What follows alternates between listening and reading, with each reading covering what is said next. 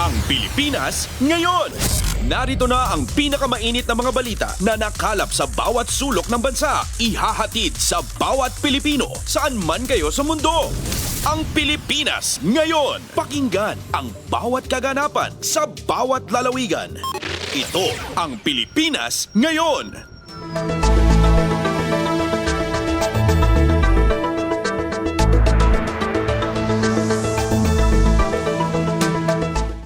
Magandang araw po sa ating mga tagapakinig. Welcome po ulit sa ating programang Ang Pilipinas Ngayon. Ito po ang inyong lingkod, Steph Vicente. Samahan niyo po ako sa kabuuan ng ating palatuntunan.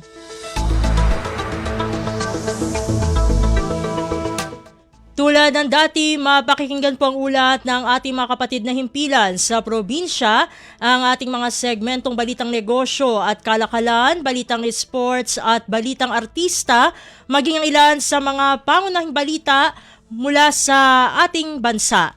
Yan po sa kabuuan ng ating palatuntunan, ang Pilipinas Ngayon. Mga kaganapan sa Kamaynilaan at mga kalapit na lalawigan dito sa Ang Pilipinas Ngayon.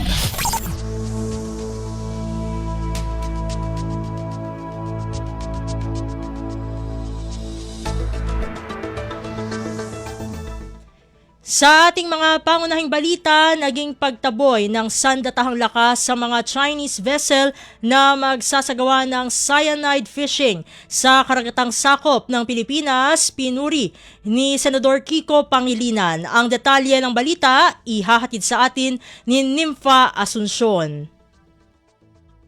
Ikinagalak ni Senate Committee on Agriculture Chairman Senador Kiko Pangilinan ang naging pagtatanggol ng Philippine Navy sa karagatang sakop ng Pilipinas mula sa paggamit ng mga Chinese vessel ng cyanide sa pangingisda sa ating karagatan. Tinukoy ng Senador ang naging insidente nitong October 24 kung saan tinapoy ng AFP ang hindi otorisadong Chinese fishing boats na na-monitor sa Ayungin Shoal. Mula sa mga ito ay may nakumpiska ang AFP na mga bote na naglalaman ng cyanide chemicals na gagamitin sana ng mga ito sa pangingisda. Sa isang pahayag, binigyang diin ni Pangilinan na bawal ang paggamit ng cyanide sa pangingisda at bawal rin ang mangisda sa exclusive economic zone ng may exclusive economic zone o bawal silang mangisda sa Pilipinas nang walang paalam. Nagpapasalamat naman ang senador na nahuli at na-escort palabas ng Pilipinas ang mga nagnanakaw ng pagkain ng mga Pilipino at sumisira sa pinagmumula ng kabuhayan ng mga Pilipinong mangisda. Binigyang diin ni Pangilinan na hindi dapat pabayaang lasuni ng mga dayuhan ng tubig at nakawin ang kinabukasan ng mga Pilipino. Mula Senado para sa Bagong Pilipinas, Nympha Asuncion, Radyo Pilipinas, Radyo Publiko. Kumpleto, detalyadong balitaan, di papahuli sa mahahalagang kaganapan. Kamustahin ang inang bayan, ang Pilipinas ngayon.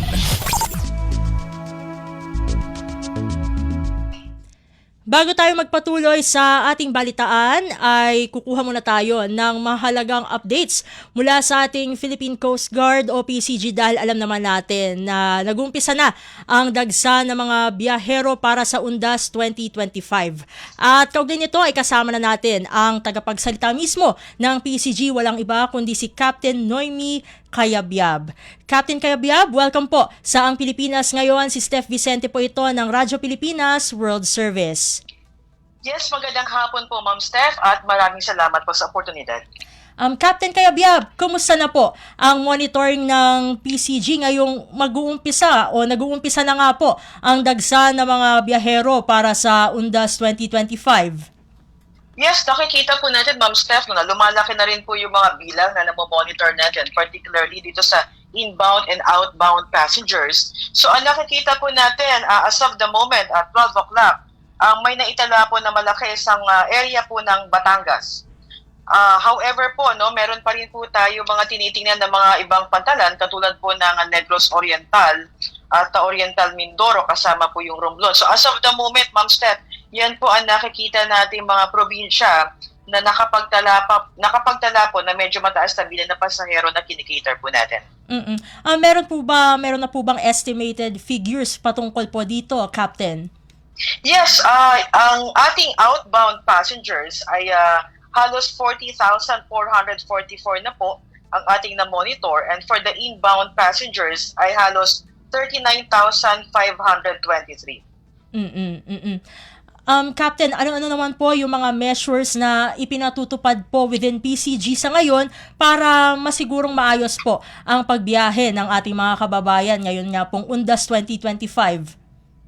Yes, una-una po dyan is we place our personnel on heightened alert status. So naka-deploy na po ang ating mga tauhan kasama po yung ating mga assets. Pangalawa po dyan ay meron na po tayong itinayong malasakit help desk sa lahat po ng ating pantalan. Yan po ay kasama natin ang Department of Transportation, ang PPA at saka Marina. At bukod po dyan sa pagtatayo ng ating malasakit help desk, naglagay na rin po tayo ng mga medical teams natin. So in case na meron po mga emergency or medical assistance, ay we could readily provide po. At the same time po, Ma'am Steph, ay nakakalat na rin po ang ating mga K9 units. So ito po ay tutulong sa ating mga law enforcement agency, particularly for the security-related concerns, and magkakandak po tayo ng mga baggage inspection. Kasama na rin po yung mga bagahe po na naiaakyat po sa ating mga barko. At bukod po dyan, inaasahan na nga po natin yung paglaki ng bilang ng ating mga kababayan na umuwi sa kanilang mga probinsya. Tayo na rin po ay nag-deploy ng ating mga rescue swimmers and lifeguards sa ating mga coastal beaches and islands resort to ensure po yung safety ng ating mga kababayan. At kanina ay nabanggit nyo yung regarding po sa security. Sa ngayon po ba ay meron po ba kayong natatanggap na ulat, no? Kung meron po bang mga untoward incident po ba sa ngayon sa ating mga pantalan? Syempre dahil dumadami na nga po yung bilang ng mga taong babiyahe para sa Undas 2025. As of the moment, Ma'am Steph, wala pa po tayong natatanggap na anumang report at naway pagpatuloy po ito hanggang sa matapos po itong observance natin ng Undas. Bago po ako tumalon sa other topics po, no? Ano-ano na lamang po yung inyong paalala sa mga biyahero ngayong Undas 2025, lalong-lalo na po yung mga magtutungo o nagpaplano na pong magtungo sa mga pantalan? Yes, Ma'am Steph, so nakikita na rin po natin yung pagdagsa o yung pagtaas po ng bilang ng ating mga biyahero. So ang atin lang pong paalala para maiwasan po yung pagtantala or pagka-delay ay bumili po ng maaga ng ticket at pumunta po ng maaga sa ating mga pantalan. At iwasan lang po natin magdala ng mga bagay na maaaring mag-cause po ng ating delays, like yung mga flammable and explosive items and yung mga matutulis po na bagay. At siguro kung ano lang po ang kailangan po o talagang kailangan dalhin sa ating mga biyahe, ayun lang po muna ang ating dalhin. At on other matters po, inilabas na po ng Okta Research ang resulta ng tugon ng masa survey para sa third quarter ng taong 2025. Ayon po rito, ang PCG ay isa sa mga itinuturing na most trusted and best performing government institutions. Ano po ang naging reaksyon ng PCG kaugnay nito? Yes, natanggap po natin itong balita, napakagandang balita, ay talaga naman pong lubos ang aming pasasalamat sa ibinigay po ng tiwala ng buong Pilipino. So ang inyo pong tiwala ang nagsisilbi pong lakas at inspirasyon po ng mga tauhan ng Philippine Coast Guard. At sisiguraduhin po namin na ipagpapatuloy po namin ang pagkasagawa ng lahat ng aming misyon na tapat at transparent po. At sisiguraduhin po natin na ibabalik po namin lahat sa sambayan ng Pilipino ang pagtitiwala ang ibinigay niyo po sa amin. Captain, para lang po sa kaalaman ng ating mga tagapakinig na maaaring hindi pa nila alam itong mga hakbang na ginagawa ng PCG. Ano-ano po ba itong mga hakbang na ginagawa ng PCG para makapagbigay ng magandang serbisyo publiko sa ating mga kababayan?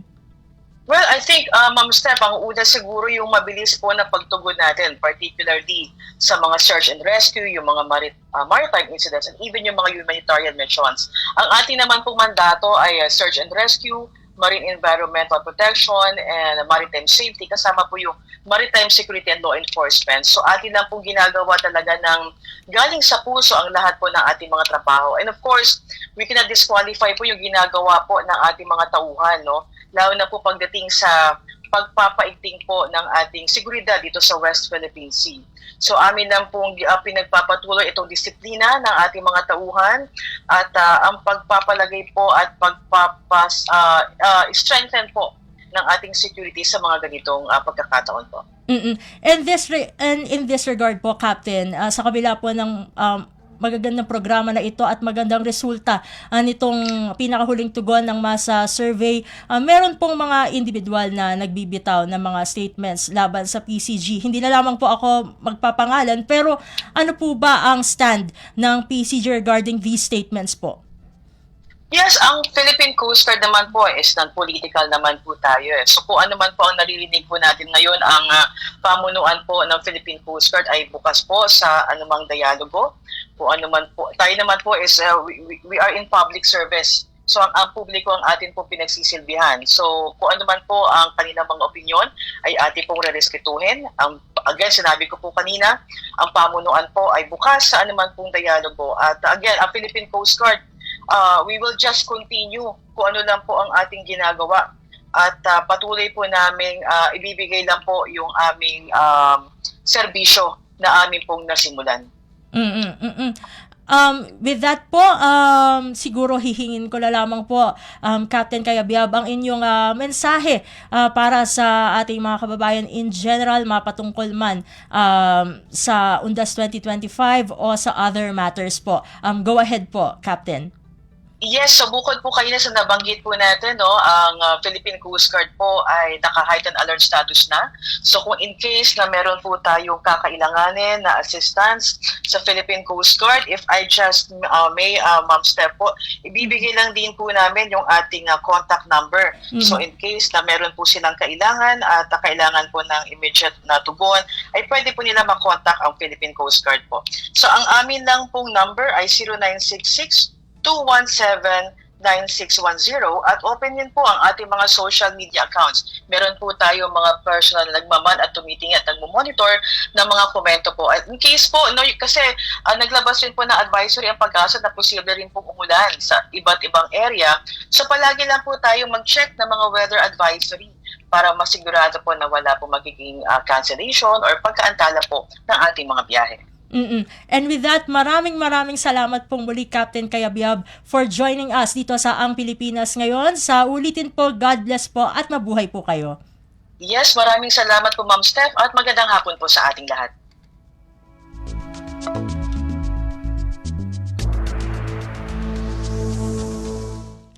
At atin po nakasama sa ating programang Ang Pilipinas Ngayon, ang tagapagsalita ng Philippine Coast Guard o PCG na si Captain Noemi Cayabyab. Magbabalik na tayo sa ating balitaan.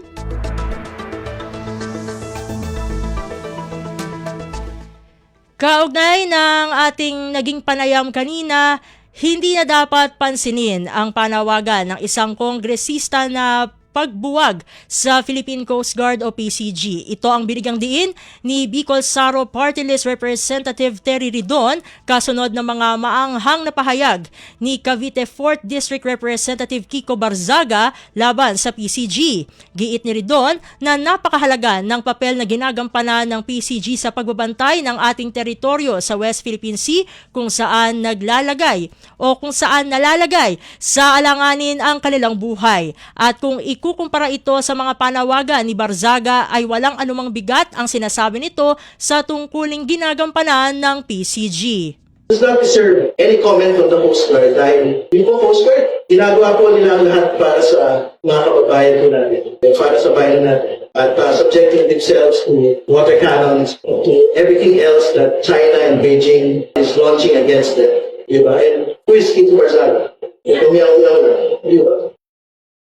Si Bicol Saro Party List Representative Terry Ridon. Pasada ng mga balita mula sa Pilipinas para sa mga Pilipino saan man sa mundo.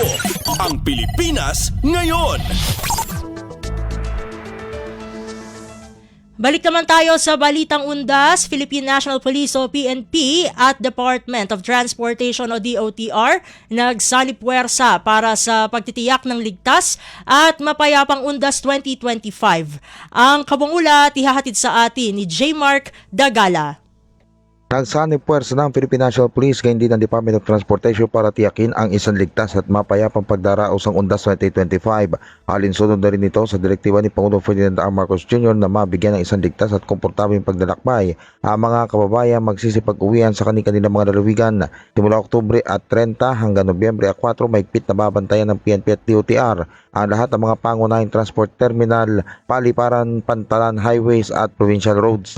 Ayon kay PNP Acting Chief Police Lieutenant General Jose Melencio Natates Jr., may mga nakatalagang uniformadong pulis upang magbigay tulong, magpatupad ng kaayusan at agarang rumesponde sa anumang insidente. Bilang suporta, nakaalalay ang PNP Aviation Security Group sa Civil Aviation Authority of the Philippines para sa mga pasahero sa paliparan. Ang PNP Highway Patrol Group ang siyang aalalay naman sa Metropolitan Manila Development Authority, gayon din sa Land Transportation Office para sa mga biyaheng panlupa, habang ang PNP Maritime Group ang siyang aalalay naman sa Philippine Coast Guard, gayon din sa Philippine Ports Authority para naman sa mga biyaheng pandagat.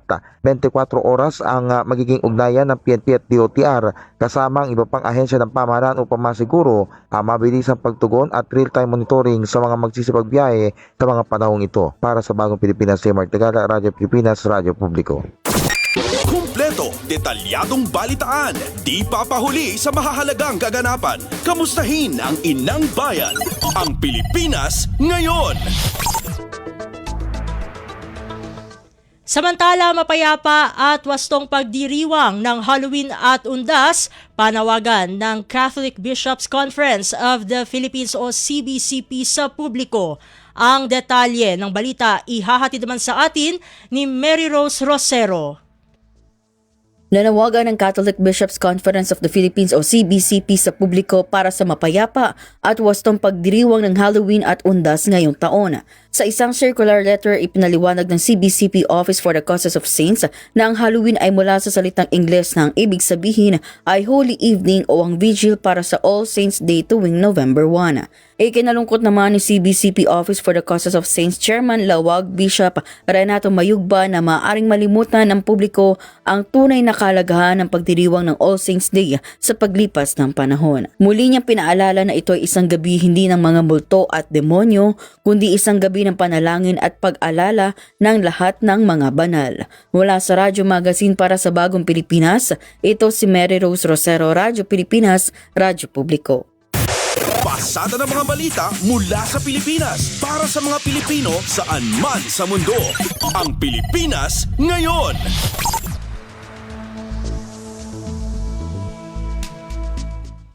Sa iba pang mga balita, Manila North Cemetery nanawagan sa publiko na huwag maging makalat ngayong Undas. Ang kawangulat ihahatid naman sa atin ni Lawrence Tanhoco.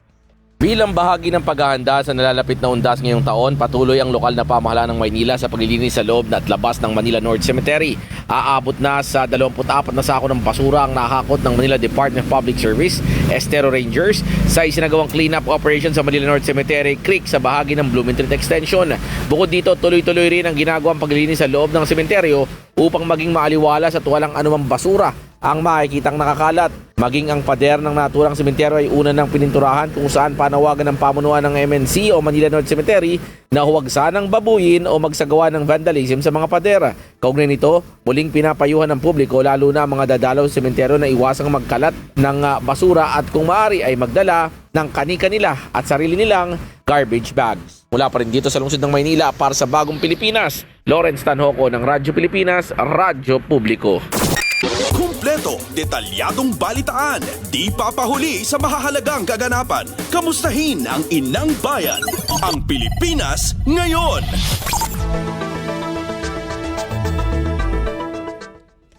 Samantala, Ombudsman pinag-aaralang i-livestream ang preliminary investigation ng mga hawak nitong kaso.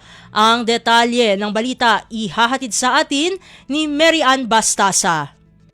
Para mas maging bukas at transparent ang proseso ng investigasyon, kinukonsidera ni Ombudsman Jesus Crispin Remulla ang posibilidad na maipalabas via live stream ang mga preliminary investigation sa ilang kasong hawak nito. Ayon kay Remulla, layo nitong masiguro ang integridad ng bawat investigasyon at maitaas ang antas ng transparency sa mga kasong hinahawakan ng Ombudsman, kabilang na ang multi-billion peso flood control scandal. Dagdag pa nito, tinitignan na ng kanyang tanggapan ang disenyo ng sistemang magpapahintulot sa publiko na mapanood ng live ang mga pagdinig ng preliminary investigation. Kaugnay naman ito, sinabi rin ng Ombudsman na sisimulan na rin nilang maglathala ng mga desisyon, kabilang na ang naunang resolusyon kaugnay ng kaso ni Senator Joel Villanueva hinggil sa umano'y maling paggamit ng PDAP noong siya ay kongresista pa. Mula sa Ombudsman para sa Bagong Pilipinas, Marian Bastasa, Radyo Pilipinas, Radyo Publiko. Kumpleto, detalyadong balitaan, di papahuli sa mahahalagang kaganapan. Kamustahin ang inang bayan, ang Pilipinas ngayon.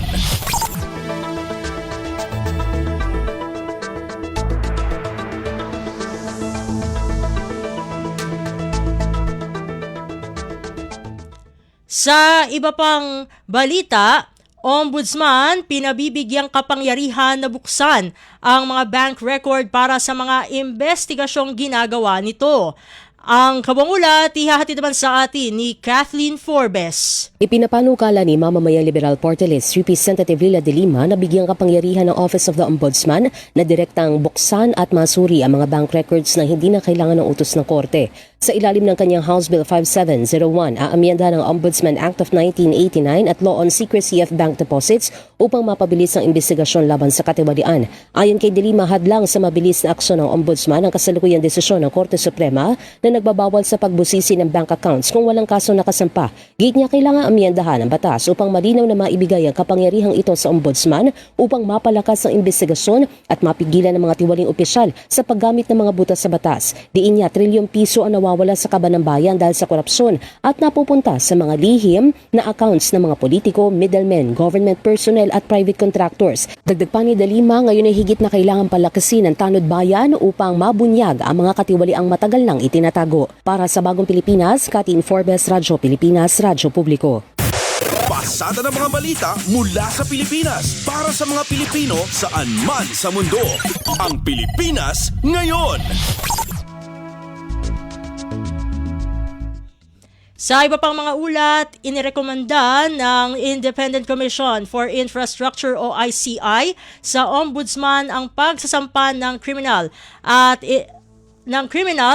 administrative cases laban sa 6 na opisyal na may kaugnayan sa Ghost Flood Control Projects. Kabilang dito sina Senators Jinggoy Estrada at Joel Villanueva, resigned ako Bicol Party List Representative Zaldico, dating DPWH Undersecretary Roberto Bernardo, Commission on Audit Commissioner Mario Lipana at dating Caloocan 2nd District Representative Mitch Kayahon Uy. Ayon kay ICI Chair Andres Reyes, isinama ang 6 na individual sa kanilang referral makaraang matanggap ang mga sworn affidavit at mga ebidensya mula kay dating DPWH Bulacan District Engineer Henry Alcantara, dating DPWH Bulacan Assistant District Engineers Bryce Hernandez at JP Mendoza. Aniya, natuklasan ng komisyon ang umano'y kickback scheme kung saan ilang mambabatas ay nagpasok ng flood control projects sa pambansang budget kapalit ng 20% hanggang 30% ng kabuuang halaga. With this filing, we remain true to our commitment to the Filipino people. No one will be spared in this fight against corruption. Politicians and government officials will be investigated and charged by credible evidence. Those found responsible will face the consequences and held accountable under the rule of law. ICI Chair Andres Reyes. Kumpleto, detalyadong balitaan, di papahuli sa mahahalagang kaganapan. Kamustahin ang inang bayan, ang Pilipinas ngayon. Samantala, welcome development sa Kamara ang formal na paghahain ng reklamo sa malalaking personalidad dahil sa kickback scheme sa flood control projects. Ito ang binigyang diin ni House Infracom Co-Chair at Bicol Saro Representative Terry Ridon. Ani Ridon, patunay lamang ito na hindi lang napupunta sa wala ang lahat ng isinasagawang pagdinig ng Kamara dahil ngayon malalaking personalidad na ang nakasuhan sa pamamagitan ng Independent Commission for Infrastructure. Yung timeline naman po binanggit ng si Officer Remulla on the last few days. I think it's no more than 2 days. So, for PI, preliminary investigation. So, hopefully, within the next month or next 2 months, meron na po formal charges that will be filed at the Si House Infracom Co-Chair at Bicol Saro Party List Representative Terry Ridon. Pasada ng mga balita mula sa Pilipinas para sa mga Pilipino saan man sa mundo. Ang Pilipinas ngayon. Sa iba pang mga ulat, maglalabas na ang Department of Justice o DOJ ng subpoena laban sa mga individual na sangkot sa 5 kasong may kaugnayan sa maanumalyang flood control project sa Bulacan. Ang mga naturang kaso ang ibinalik ng Office of the Ombudsman sa DOJ para sila ang magpatuloy ng case build-up at investigasyon. Sinabi ni Prosecutor General Richard Anthony Fadulion na kasama rito ang mga dating engineer ng Department of Public Works and Highways o DPWH na sina Henry Alcantara, Bryce Hernandez at JP Mendoza. Sa kabila nito, sinabi ni Fadulion na walang kasamang mambabatas, mapa-senador o kongresista sa ngayon. Hindi rin dito kasama ang mag-asawang kontraktor na sina Curly at Sara Diskaya. So far, the records of the cases coming from the Ombudsman got to the department, I think, Monday or Tuesday this week. And the same has already been assigned to panel of prosecutors to investigate the same. Subpoenas will be forthcoming. We're hoping to have it sent out within the week, but the latest would be by next week. Kinumpirma rin ni Fadulion na wala pa silang natatanggap na anumang notice sa mag-asawang Diskaya kung hindi na rin nito itutuloy ang pakipagtulungan nila sa DOJ kasunod ng pag-atras ng dalawa upang makipagtulungan sa Independent Commission for Infrastructure o ICI. Muli namang iginiit ng Justice Department na magpapatuloy ang kanilang investigasyon kahit wala ang mga testimonya ng mga Diskaya. The Diskaya couple has not made any categorical statement, the same way that they did with the ICI, that they will no longer be cooperating. Here in the Department of Justice, there were discussions earlier with the Diskaya couple, but as far as we are concerned, we are not dependent on what the Diskayas have to say or have to offer. We can proceed with whatever investigation we believe we can go on. Si Prosecutor General Richard Anthony Fadulion. Pasada ng mga balita mula sa Pilipinas para sa mga Pilipino saan man sa mundo. Ang Pilipinas ngayon. Samantala, bubuo naman si Department of Public Works and Highways o DPWH Secretary Vince Dizon ng Technical Working Group para suriin ang mga flood control projects sa 2027 budget. Una nang nakapulong ni Dizon ang flood control experts mula sa academe kung saan napag-usapan ang mga hakbang para labanan ang problema sa baha at pangasiwaan ang water resources. Tiwala naman ng kalihim na makatutulong ang bubuing grupo para hindi na maulit ang maanumalyang flood control projects. Aniya, i-develop nila ang science-based flood control plan. Hindi ako papayag na merong kahit na anong project, flood control project, na pumasok sa susunod na budget na walang plano at hindi kinlear nitong grupong ito. Si DPWH Secretary Vince Dizon. Kumpleto, detalyadong balitaan, di papahuli sa mahahalagang kaganapan. Kamustahin ang inang bayan, ang Pilipinas ngayon. Sa iba pang mga ulat, Pangulong Ferdinand R. Marcos Jr. personal na nagpakita ng suporta sa ginanap na thrilla in Manila 2. Narito si Raquel Bayan para sa balita. Personal na nagpakita ng suporta si Pangulong Ferdinand Marcos Jr. sa ika-50 anibersaryo ng Trila in Manila na ginanap sa Araneta Coliseum kasama ng Pangulo na tumungo sa kaganapan, si First Lady Liza Araneta Marcos. Kung matatandaan, ang pambansang kamauman ni Pacquiao ang nanguna sa selebrasyon ng Trila Golden Anniversary bilang pagbabalik tanaw ito sa makasaysayang 14-round war sa pagitan ni Muhammad Ali at Joe Frazier noong October 1, 1975, habang present rin sa kaganapan si Joe Frazier Jr. Mula sa Malacanang para sa Bagong Pilipinas, Rakalbayan, Radyo Pilipinas, Radyo Publiko.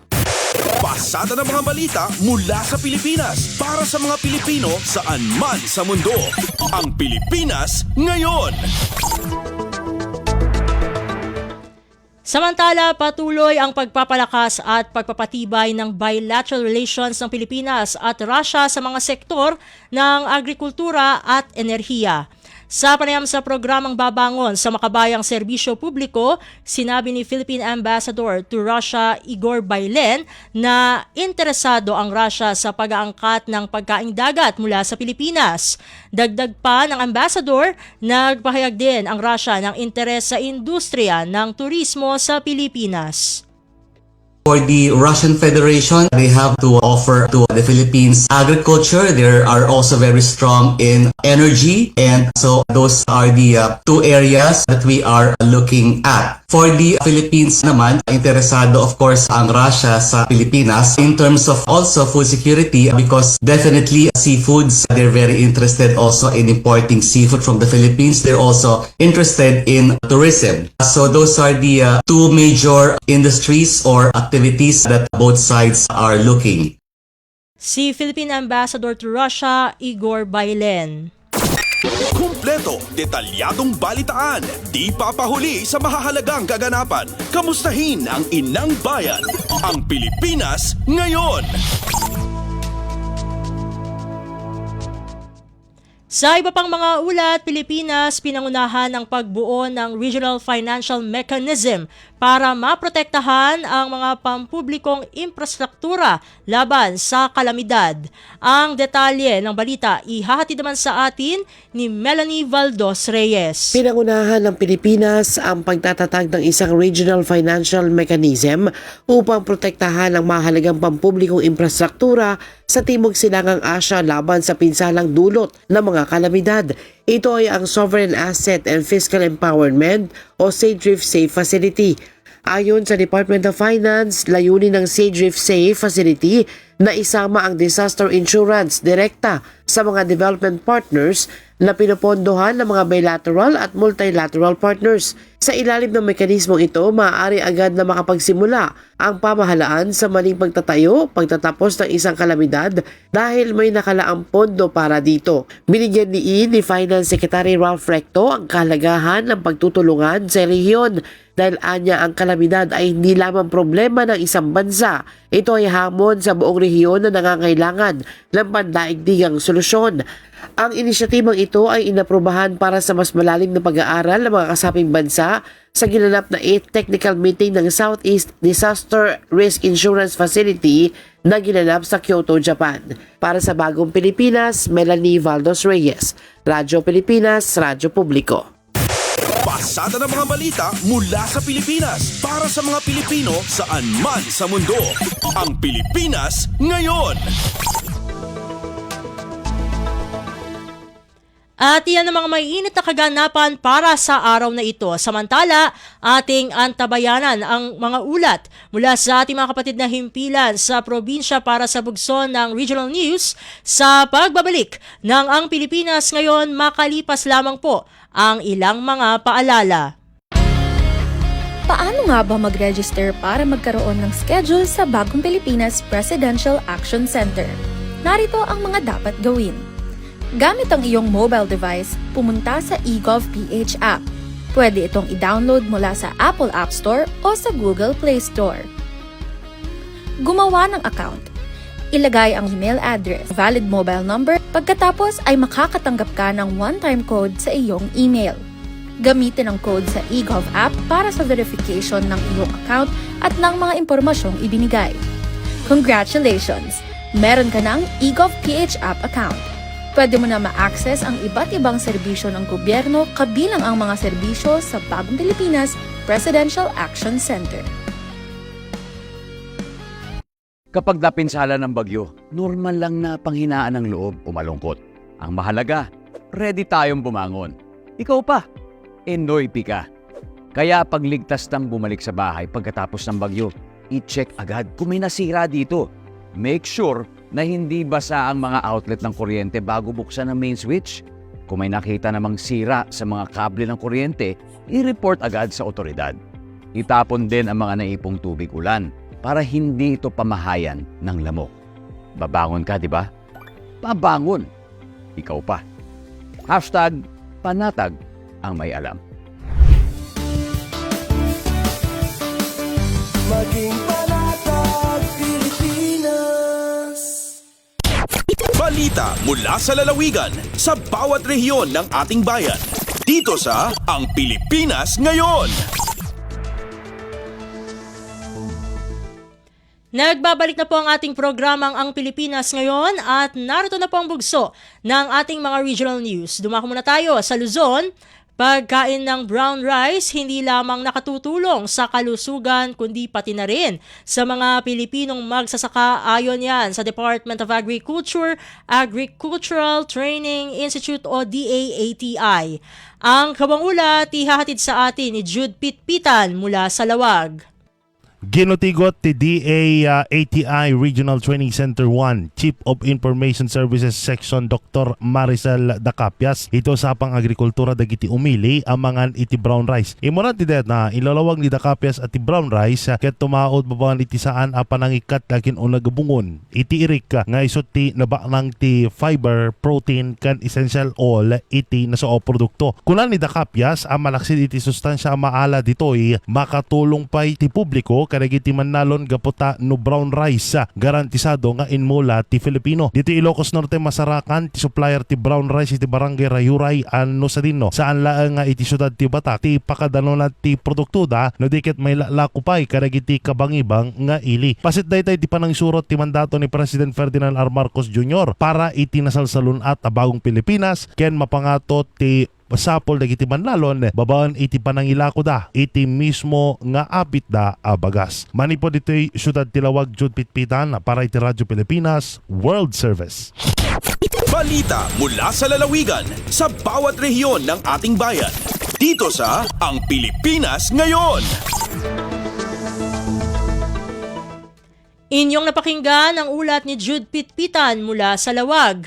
Puntahan naman natin ang Agoo.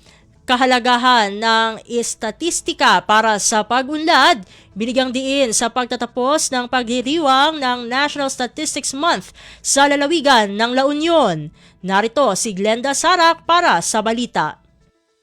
Ti statistika katkas iti kompas ang mga iturturong iti umno a direksyon.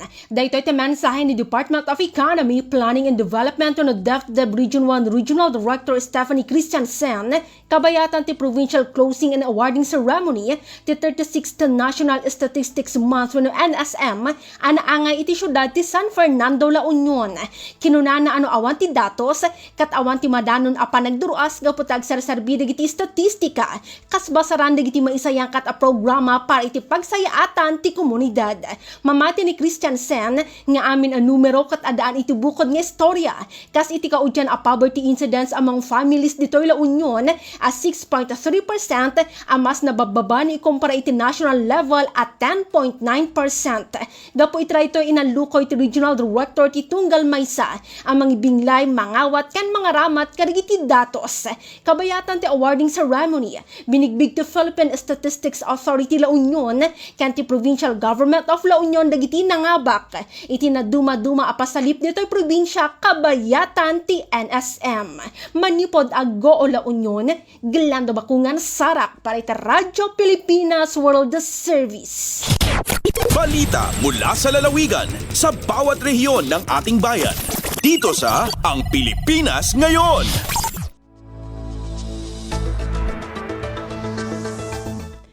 Inyong napakinggan ang ulat ni Glenda Sarak mula sa Agoo.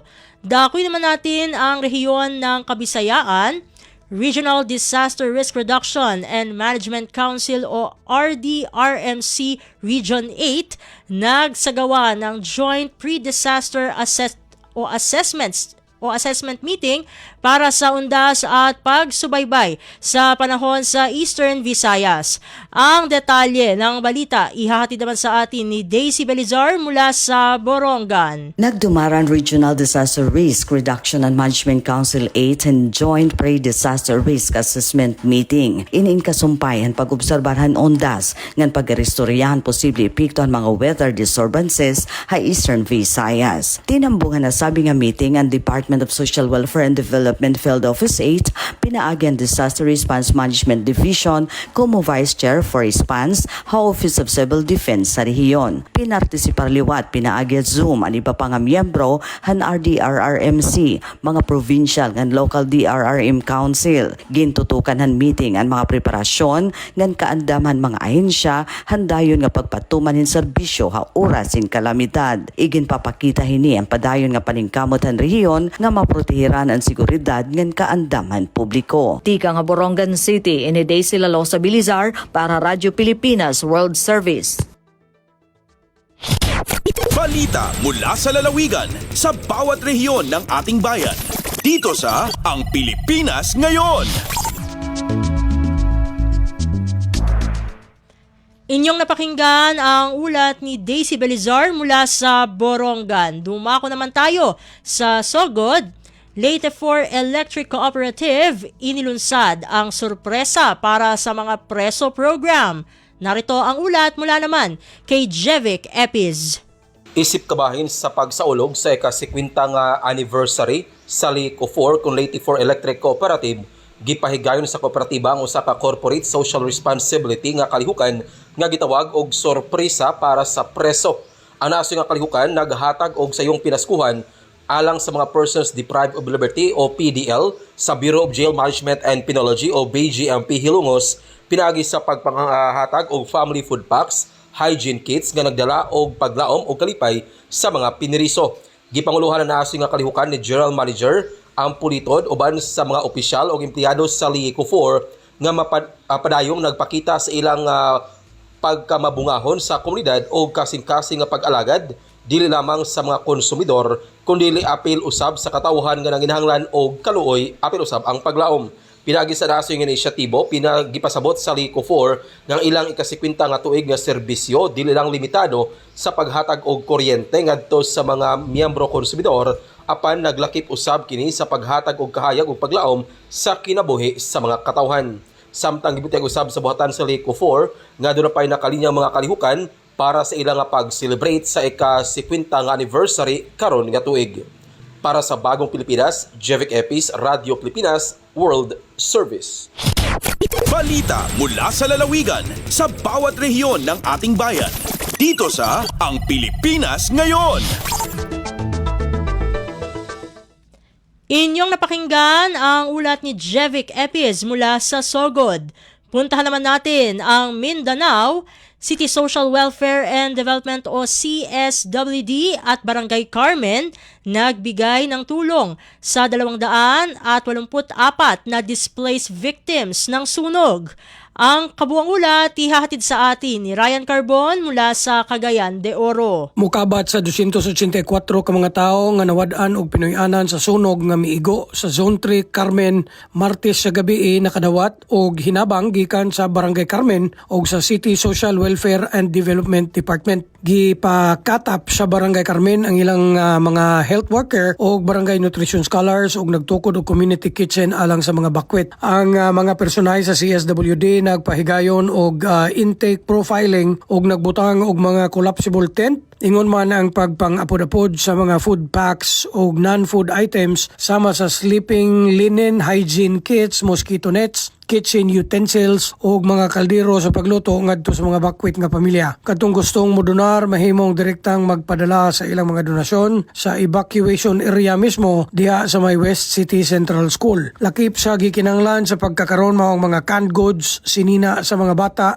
mosquito repellent lotion, infant diapers, toiletries o bottled water. Gikan sa Cagayan de Oro, Ryan Carbon para sa Radyo Pilipinas World Service.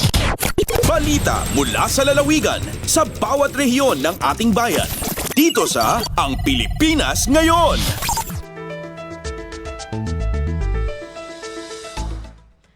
Inyong napakinggan ang ulat ni Ryan Carbon mula sa Cagayan de Oro.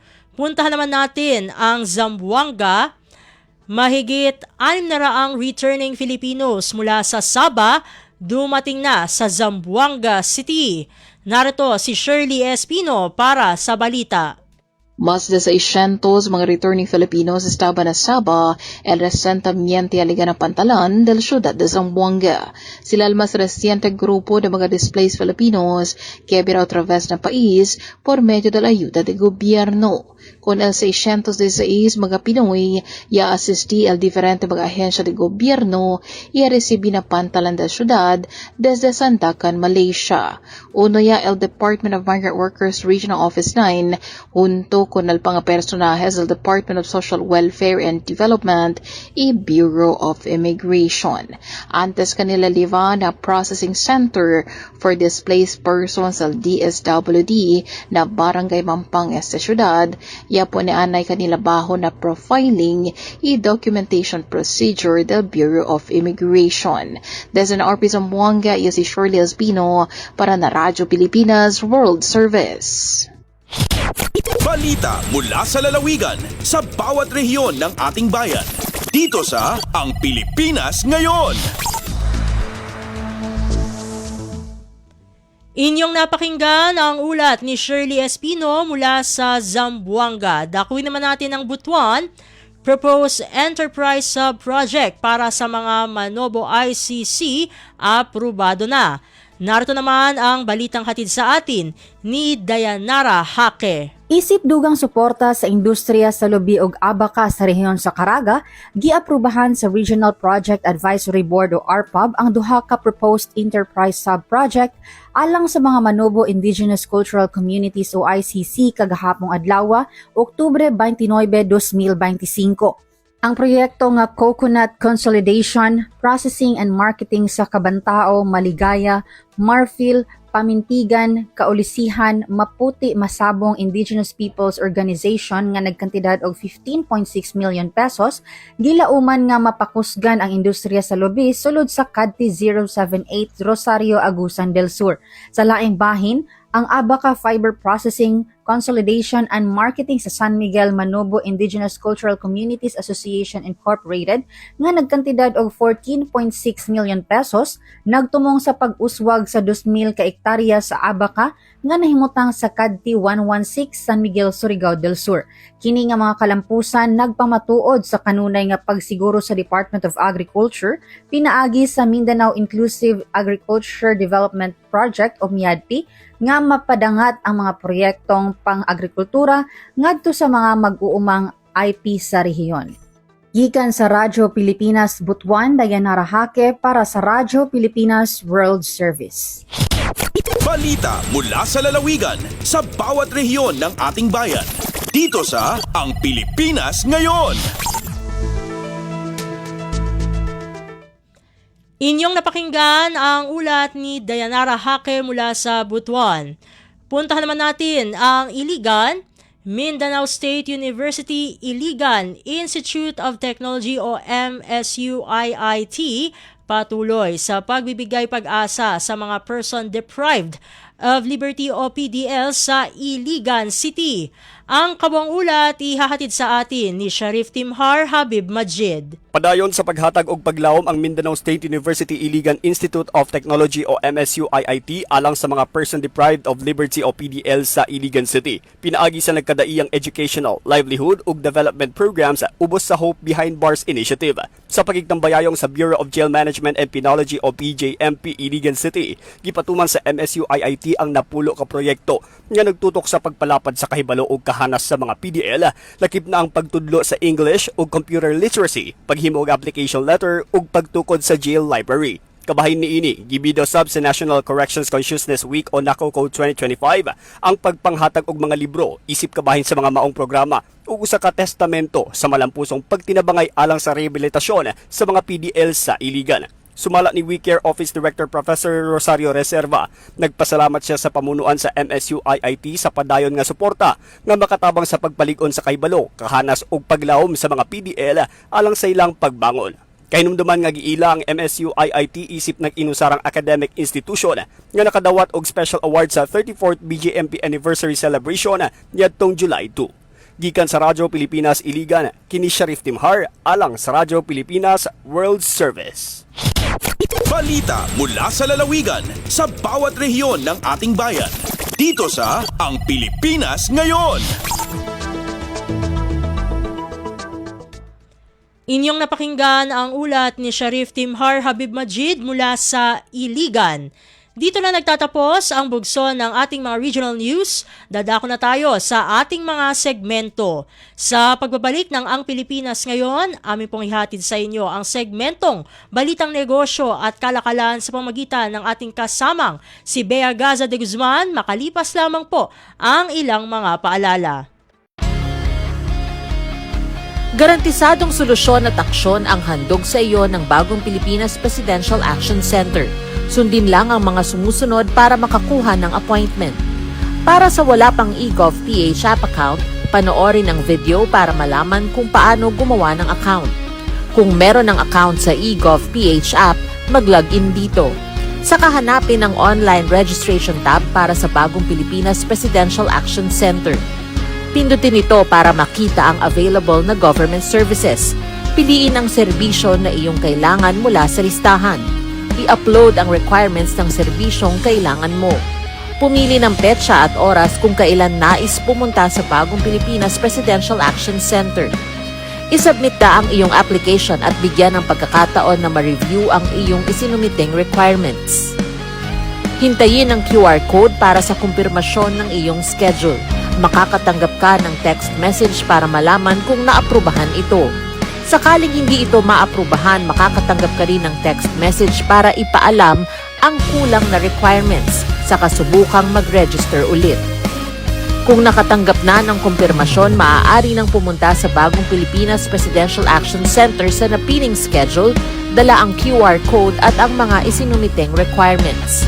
Huwag kalimutang dumating sa itinakdang araw at oras ng iyong appointment. Pinapaalala rin na siguruhing may kumpirmadong schedule bago pumunta sa Bagong Pilipinas Presidential Action Center para maiwasang magpabalik-balik. Simple at user-friendly ang pagpapa-appointment dito, kaya huwag nang mangamba dahil sa Bagong Pilipinas Presidential Action Center, tulong ay abot kamay na. Lagay ng ekonomiya, kalakalan, negosyo at iba pa. Atin ang alamin dito sa Ang Pilipinas Ngayon.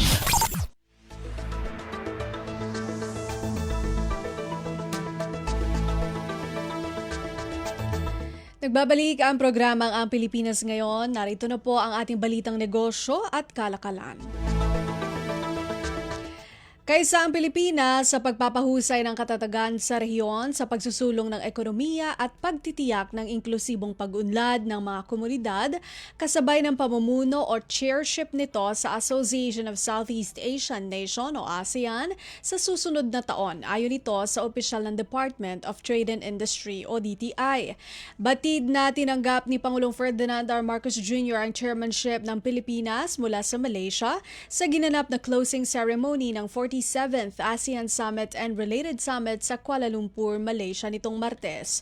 Sa isang pahayag, sinabi ni Trade and Industry Secretary Cristina Roque na prioridad nilang gabayan ang ASEAN tungo sa praktikal na kooperasyon. Pagkakataon din anya ang chairship ng Pilipinas upang samantalihin ang platform para sa pagpapakita ng liderato sa kalakalan, pamumuhunan, inobasyong digital, pagdevelop ng micro, small and medium enterprises o MSME at creative economy. Sa handover ceremony, sinabi ng Pangulo na ipatutupad ng Pilipinas ang ASEAN Community Vision 2045 at tutulungan ang Timor-Leste na palakasin ang partisipasyon nito sa rehiyon. Lagay ng ekonomiya, kalakalan, negosyo at iba pa. Atin ang alamin dito sa Ang Pilipinas Ngayon. Nangako ang Manila-based Asian Development Bank o ADB na tutulungan nito ang Pilipinas sa pagpapahusay ng energy sector projects kasabay ng tumataas na demand sa ekonomiya at malaking potensyal na maging regional player. Sa panayam sa sidelines ng Singapore International Energy Week o SIEW, sinabi ni Priyantha Wijayatunga, ADB Energy Sector Office Senior Director for Energy, na hindi pa sila nakikilahok sa energy sector ng Pilipinas kung kaya't ituturing nila itong oportunidad upang buksan ang ugnayan sa aspektong ito. Hindi ito nagbigay ng halaga kung magkano ang maaaring ibigay na loan ng ADB sa energy-related projects ng Pilipinas, ngunit posible itong umabot sa bilyong dolyar.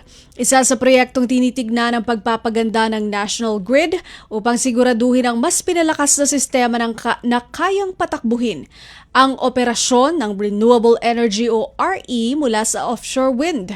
Sa ngayon, ani Wijayatunga, hirap silang magtatag ng ugnayan sa sektor dahil hawak ito ng private entity, ang National Grid Corporation of the Philippines o NGCP, na nagbibigay lamang ng financing sa pamamagitan ng tie-up sa gobyerno.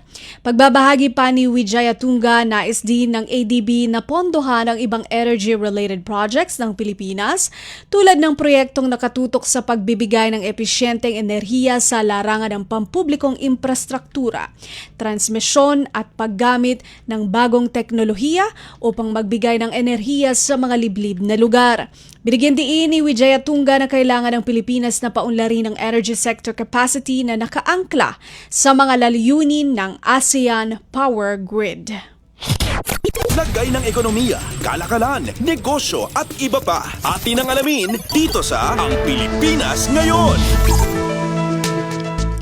Sa kaugnay na balita, pinalalakas ngayon ng Singaporean businesses ang tie-up nila sa mga counterpart dito sa Pilipinas sa gitna ng magandang business environment ng bansa sa sektor ng enerhiya ayon sa opisyal ng Sustainable Energy Association of Singapore o SEAS. Sinabi ni SEAS Executive Director Kavita Gandhi sa isang panayam sa sidelines ng Singapore International Energy Week na mayroong mga ibang mamumuhunan ang aktibong nagpapakita ng interes sa Pilipinas. Paliwanag ni Gandhi, nakakaengganyo ang merkado ng bansa dahil malaki ang taripa nito at halos parehas lamang sa Singapore. Kaya naman aniya nakapagbibigay ito ng sapat na espasyo sa operasyon ng renewable energy businesses. Ngunit ipinunto din ni Gandhi na mayroong ibang investor ang nag-aalala dahil sa regulatory challenges sa Pilipinas. Gayunpaman, tiniyak nitong malakas pa rin ang interes mula sa Singaporean businesses. Dahil ang SEAS ay Singapore-based group, sinabi ni Gandhi na hindi nila itinutulak ang impluensya at pagbabago mula sa mga opisyal ng pamahalaan. Bagkus, hinihikayat lamang ang ugnayan sa pagitan ng kumpanya ng Singapore at Pilipinas.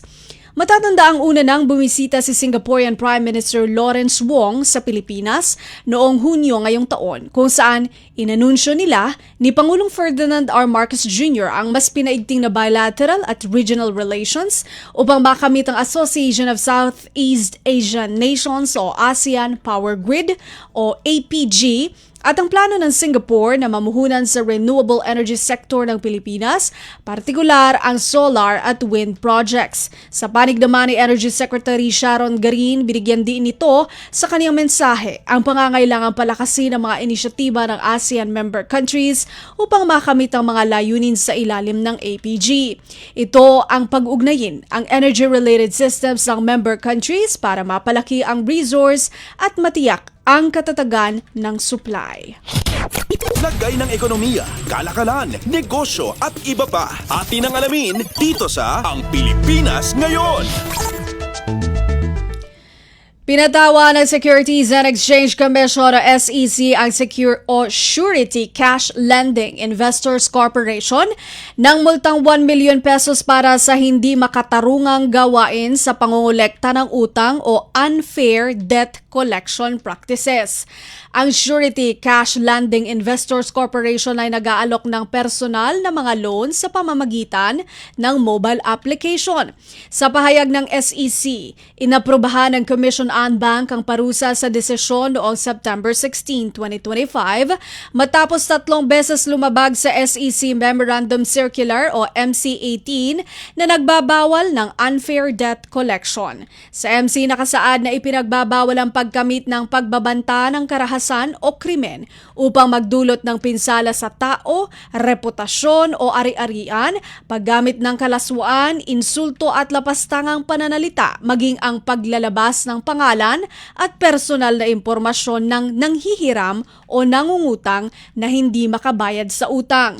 Dagdag ng SEC, lumabag din ang Surety Cash sa Section 4 ng Memorandum Circular dahil sa huling pagpapasa ng sworn certification na nagsasabi ng pagtalima ng kumpanya sa rekisitos para sa pagtatatag ng Customer Service Department o pagtatalaga ng empleyadong sasagot sa mga reklamo at hinaing ng mga humihiram o nangungutang.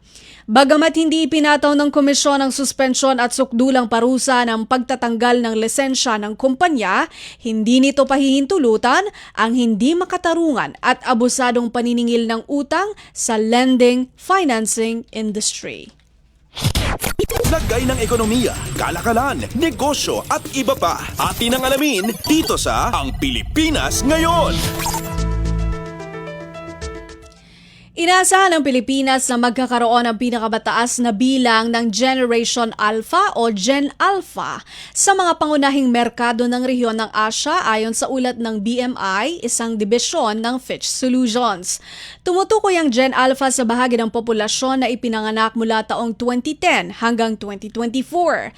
Ayon pa sa BMI, pinakamataas ang bilang ng Gen Alpha sa Pilipinas na aabot sa 27% ng kabuoang populasyon sa taong 2030. Susundan ito ng mga bansang Malaysia at Vietnam kung saan parehas na aabot sa 21% ang magiging bilang ng Gen Alpha. Dahil naman sa tumatandang populasyon at mababang bilang ng ipinapanganak, Japan at South Korea ang magkakaroon ng pinakamaliit na bahagi ng Gen Alpha na aabot lamang sa 12% at 11%.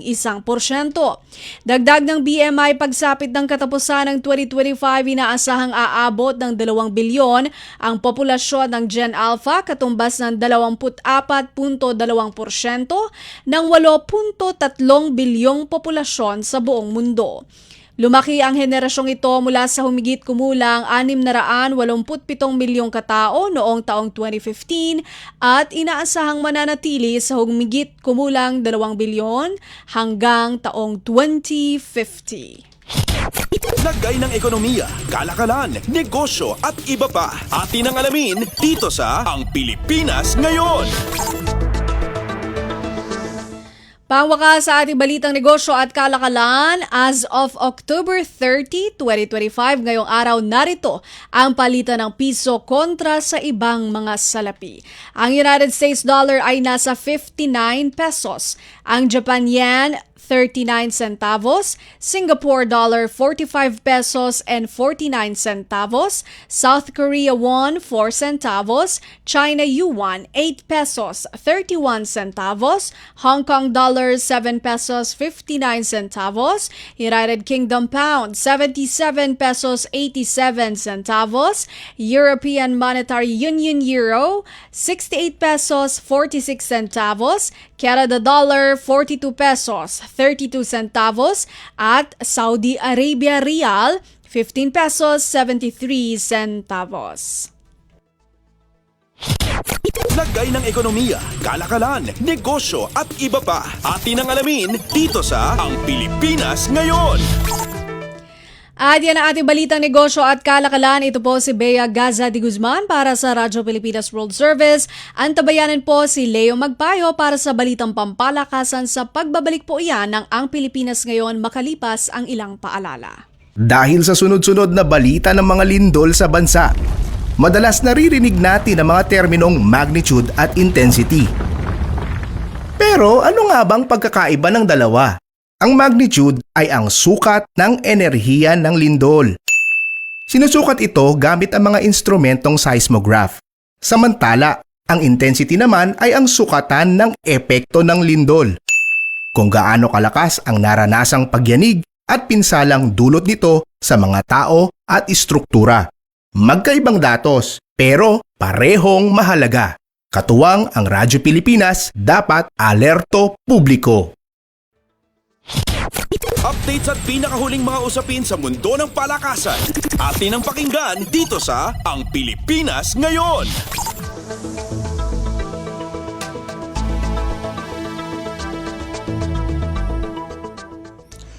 At nagbabalik po ang ating programang Ang Pilipinas Ngayon. Samantala, narito naman po ang sports balita. Nalampasan ni Filipino Olympic bronze medalist Yumir Marshall ang matinding pagsubok upang makamit ang mahirap na majority decision laban sa Venezuelan na si Eddie Colmenares sa co-main event ng ikil-50 anibersaryo ng Thrilla in Manila nitong Miyerkules na ginanap sa Araneta Coliseum. Ipinamalas ni Marshall ang matalas na suntok, mabilis na counter sa mga body shots at malinis na kombinasyon. Sa kabila ng kanyang technical na kalamangan, palagi siyang nasa panganib sa lakas ng suntok ni Colmenares. Sa ikatlong round, bumagsak si Marshall matapos ang mabangis na atake ni Colmenares. Muling bumawi ang Pilipino sa pamamagitan ng disiplinadong pressure, ngunit sa ika-10 round, muling nagpakawala ng desperadong rally si Colmenares at muling napabagsak si Marshall. Sa huling segundo ng laban, matagumpay na nalampasan ni Marshall ang unos at tumagal hanggang huling kampana. Isang hurado ang nagtala ng 94 all habang ang dalawa ay nagbigay ng 95-93 pabor kay Marshall, dahilan upang makuha niya ang bakanting WBC International Middleweight title at mapaganda ang kanyang record sa 7 panalo, 8 talo at 4 na knockouts. Bumaba naman ang record ni Colmenares sa 11 panalo, 3 talo, 1 tabla at 11 knockouts. Updates at pinakahuling mga usapin sa mundo ng palakasan. Atin ang pakinggan dito sa Ang Pilipinas Ngayon.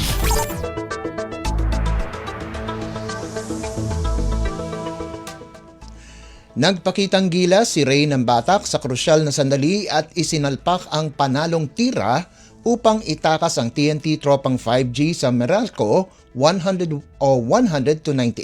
sa PBA Season 50 Philippine Cup nitong Miyerkules na ginanap sa Inaris Center. Bumawi si Nambatak matapos mabigo sa isang 4-point attempt na sanay nagpalawak sa kanilang lamang mula 90-87. Sinamantala ito ni Chris Newsom ng Meralco kung saan naipasok nito ang 3 para itabla ang laban sa 90 all at umabot sa overtime. Sa dagdag na oras, palitan ng puntos ang dalawang koponan hanggang sa maitabla ni Henry Galinato sa 98.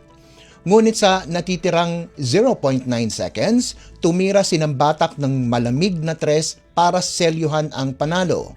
Halos maulit ang milagro ng tumira si Cliff Hodge ng turnaround jumper, ngunit hindi ito pumasok. Naitala ng TNT ang ika-4 na panalo sa 5 laro, kapantay ng NLEX sa tuktok ng standings na may kaparehong 4-1 record. May record na 3-3 ang Meralco bago ang laban at pansamantalang mawawala ngayong Nobyembre upang tuparin ang kanilang obligasyon sa East Asia Super League o EASL.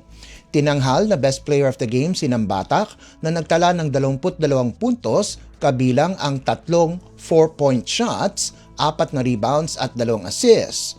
Nanguna sa opensa si Calvin Oftana na may 24 na puntos at 5 rebounds.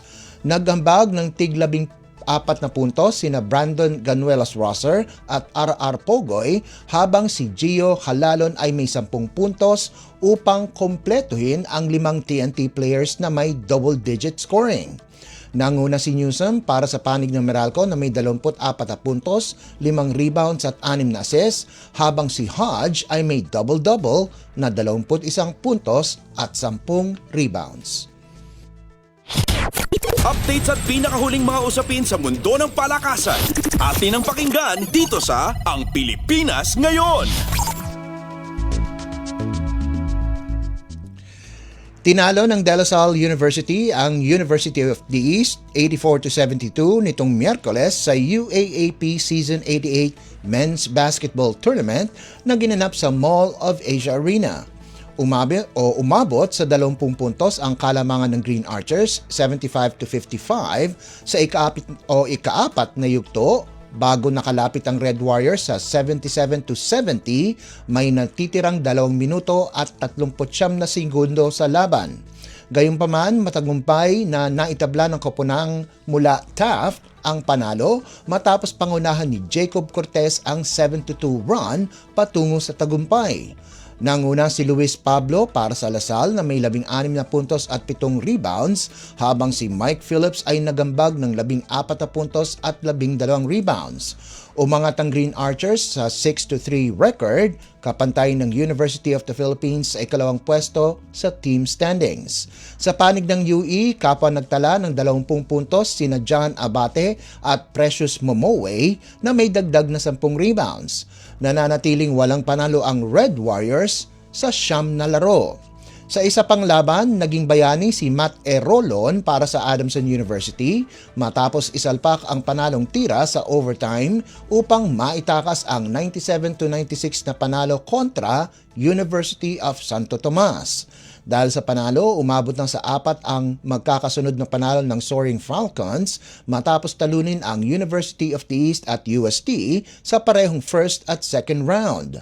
Nanguna si Ray Alan Torres para sa Adamson na may 20 puntos kabilang ang 3-3, habang mainit si Monty Montibon na may 19 na puntos at 5-3. Nagdagdag naman si Cedric Manzano ng 10 puntos.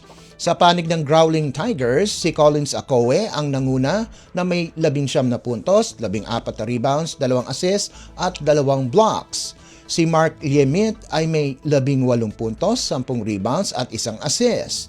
Nagambag naman ng tig 14 na puntos sina Fort Sky Padrigao at Kyle Paranada, habang nalimitahan si Nick Cabanyero sa 10 puntos. May hawak na ngayong 5-4 record ang Adamson, habang nalasap ng UST ang ikatlong sunod-sunod na talo matapos matalo sa Adamson noong first round at sa De La Salle University sa kanilang second round opener, dahilan upang bumagsak sa kaparehong win-loss record. Updates at pinakahuling mga usapin sa mundo ng palakasan. Atin ang pakinggan dito sa Ang Pilipinas Ngayon.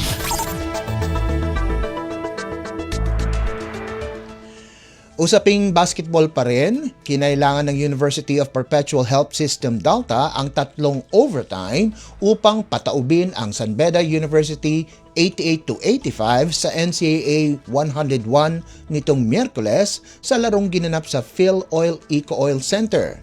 Nagpakitang gilas si Mark Goho Cruz sa huling bahagi ng ika-4 na yugto at sa lahat ng 3 dagdag na period, habang umangat ang Altas sa 8-1 sa Group A.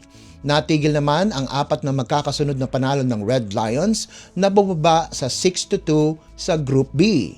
Ipinamalas ni Goho Cruz ang kanyang clutch performance sa pamamagitan ng isang matinding 3 bago magbigay ng assist kay JP Boral na tumira rin mula sa labas upang itulak ang Altas sa 88-83 na kalamangan patungo sa panalo.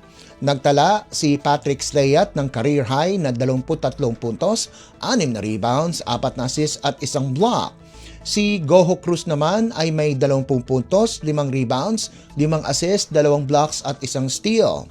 Nagambag si John Abis ng double-double na may 14 puntos at 11 rebounds, habang napigilan ng Perpetual ang 28 puntos ni Janty Miller na may dagdag na 7 rebounds, 1 assist at 1 steal.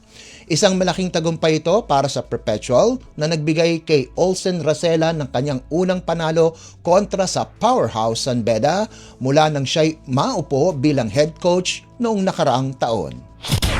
Updates at pinakahuling mga usapin sa mundo ng palakasan. Atin ang pakinggan dito sa Ang Pilipinas Ngayon.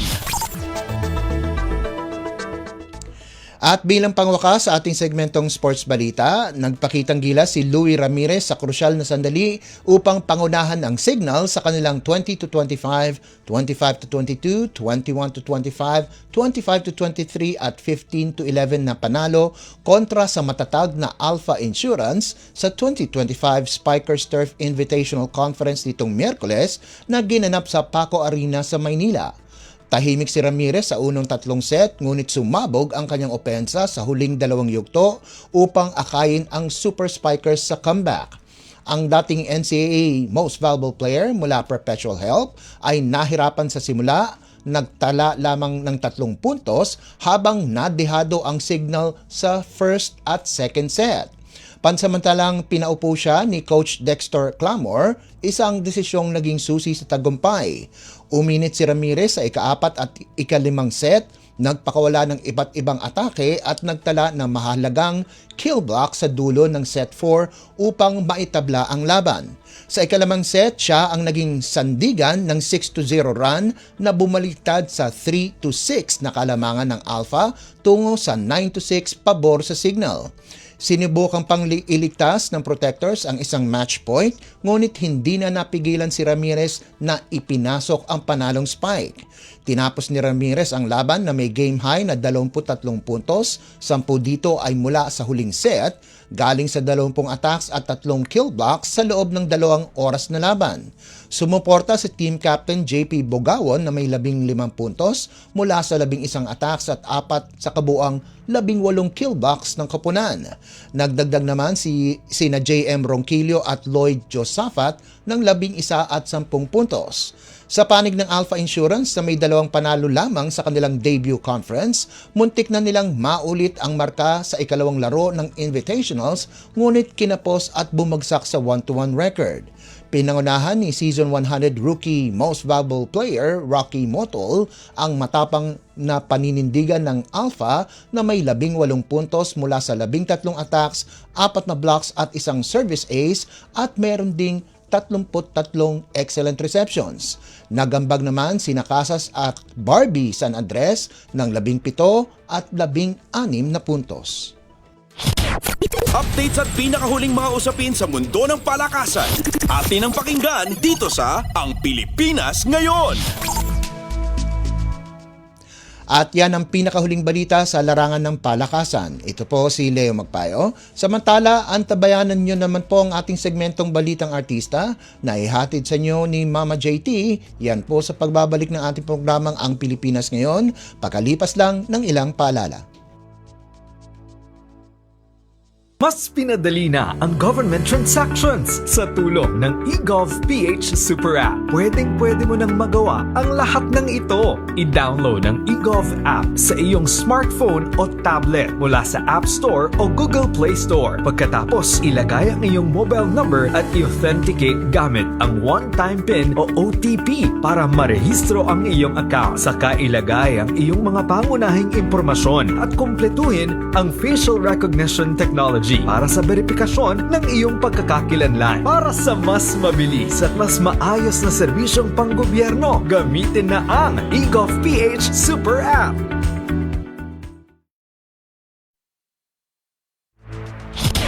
Ang latest, ang hottest sa showbiz and entertainment. Heto na sa Ang Pilipinas Ngayon.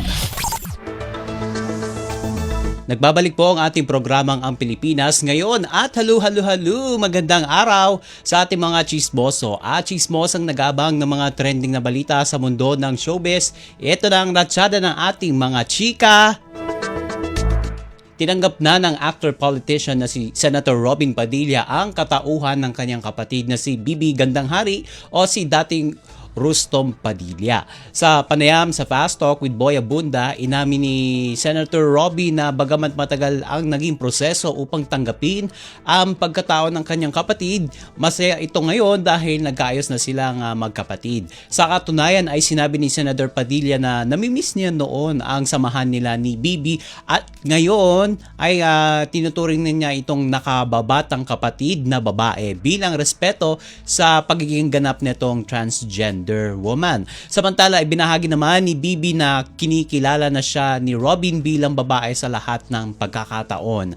At matatanda ang unang inamin ni Rostom ang kanyang tunay na pagkatao sa Pinoy Big Brother Celebrity Edition noong 2006 bago tuluyang maging si Bibi Gandang Hari. Ang latest, ang hottest sa showbiz and entertainment. Heto na sa Ang Pilipinas Ngayon. Samantala, diagnose ang aktor na si Sam Milby sa karamdamang tinatawag na latent autoimmune diabetes in adults o LADA. Isa po yung uri ng diabetes. Ayon kay Sam, LADA ang lumabas sa kanyang general check-up sa Singapore.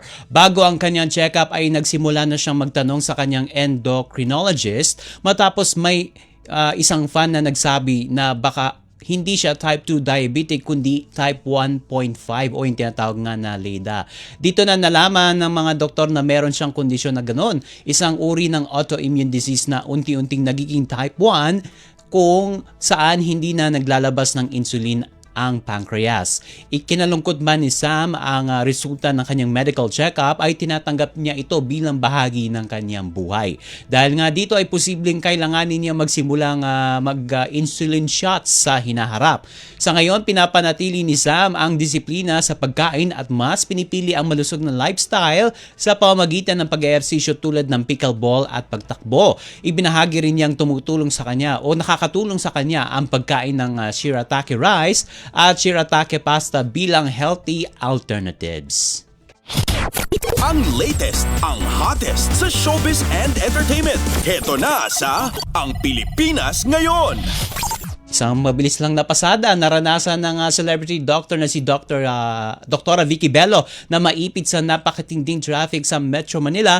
Kaya sa unang pagkakataon, napasakay ito sa MRT3 upang makaiwas sa matinding traffic at makapanood o maabutan ng concert ni Morissette Amon sa Araneta Coliseum nitong Oktubre 28. Sa kanyang Instagram ay binahagi ni Doktora Bello ang kanyang karanasan kung saan sinabi niyang mas mabilis pa raw ang MRT3 kaysa sa kanyang Ferrari pagdating sa biyahe sa Metro Manila. Sumakay siya sa priority coach ng tren kasama ang mga senior citizens, buntis, PWDs at mga bata at pinuri niya ang bilis ng naturang biyahe. Sa isang video bago siya sumakay ng tren, sinabi ni Bello na dahil sa sobrang traffic ay nagpa siyang mag-MRT na para hindi siya mahuli sa concert. At maraming netizens ang natuwa at humanga sa kanyang pagiging simple at game sa paggamit ng public transport sa kabila ng kanyang marangyang pamumuhay. Ang latest, ang hottest sa showbiz and entertainment. Heto na sa Ang Pilipinas Ngayon. At wala na po tayong sapat na oras para sa ating balitang artista. Maraming salamat mga kachismis sa pakikinig sa aking mga chika for today. Ako po si Mama JT para sa Radyo Pilipinas World Service. Nagbabalik na si Steph Vicente. Ang latest, ang hottest sa showbiz and entertainment. Heto na sa Ang Pilipinas Ngayon.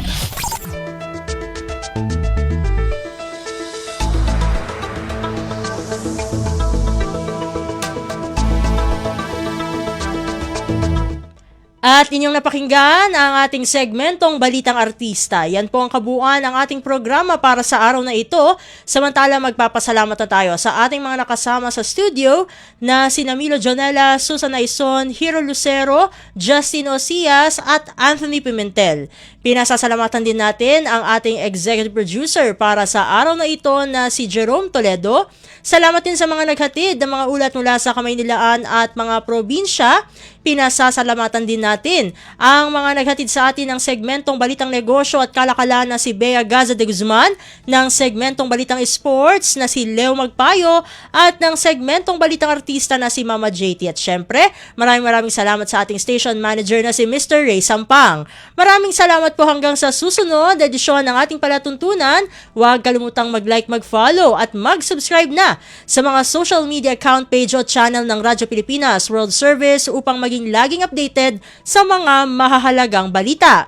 Ito pong muli ang inyong lingkod, Steph Vicente. Mabuhay po tayong mga Pilipino. At yan ang Pilipinas Ngayon. Muling samahan sa parehong oras at alamin ang pinakahuling mga kaganapan at balita saan man kayo naroon. Ang Pilipinas ngayon!